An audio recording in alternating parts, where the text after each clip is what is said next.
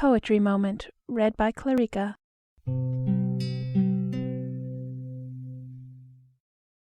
Hymn to the Spirit of Nature, by Percy, Bysshe, Shelley.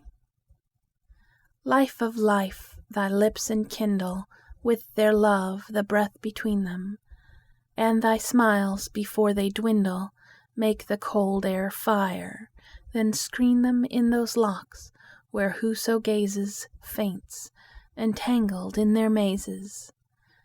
Child of light, thy limbs are burning through the veil which seems to hide them, as the radiant lines of morning through thin clouds ere they divide them, and this atmosphere divinest shrouds thee wheresoe'er thou shinest.